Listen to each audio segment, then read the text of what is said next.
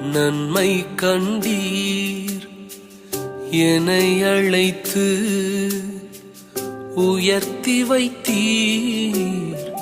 என்னில் என்ன நன்மை கண்டீர் என்னை அழைத்து உயர்த்தி வைத்தீர். அழியும் என் கைகளை கொண்டு அழியாவும் ராஜ்யம் கட்டு. பைத்தியமான என்னை தெரிந்தெடுத்தீர்.